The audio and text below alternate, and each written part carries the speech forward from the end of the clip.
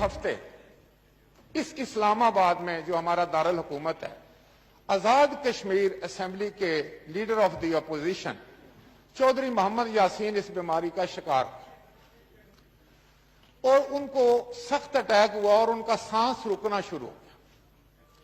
مجھے اس فیملی نے کانٹیکٹ کیا رات کو کوئی 8 بجے 9 بجے کے قریب مجھے علم ہوگا، تو میں نے فوراً ان کے لیے ایک بیڈ کے دستیاب ہونے کی کوشش میں لگ گیا۔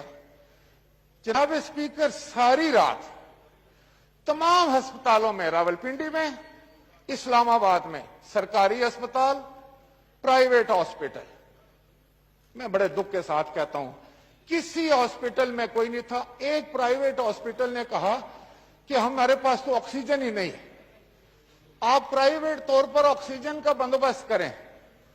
3 بجے رات کو ایک سلنڈر کا بندوبست کیا گیا، پرائیویٹ طور پر خریدا گیا، اور وہ جا کر کسی ٹیکنیشین کو کہا گیا کہ گھر میں ان کو لگائیں، لیکن وہ کافی نہیں تھا، ان کو وینٹیلیٹر کی ضرورت تھی۔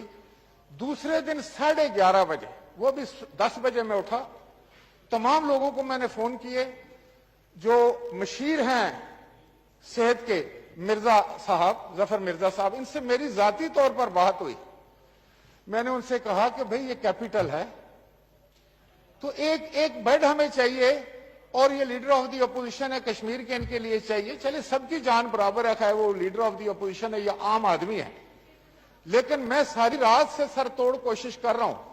میرے چیئرمین بلاول بھٹو زرداری ساری رات جاگتے رہے اور وہ بھی اسی مسئلے میں کوشش کرتے رہے۔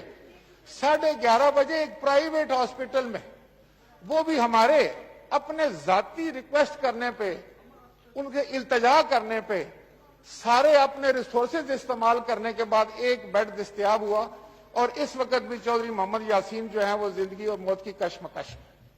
جناب اسپیکر، یہ میں آپ کو کہیں دور دراز کسی علاقے کی بات نہیں بتا رہا، وزراء یہاں پر تشریف فرما ہے اور وہ آپس میں باتیں کر رہے ہیں، دوست ان کو نہیں سمجھ کے یہ میں کیا کہہ رہا ہوں۔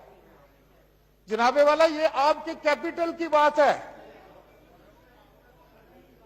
شفقت محمود صاحب یہاں تشریف فرما ہے، یہ آپ کے دارالخلافہ کی بات ہے جو میں نے اپنی آپ بیتی آپ کو سنائی کہ ساری رات ایک بیڈ، ایک ventilator leader of the opposition Kashmir کے لیے دستیاب نہیں تھا۔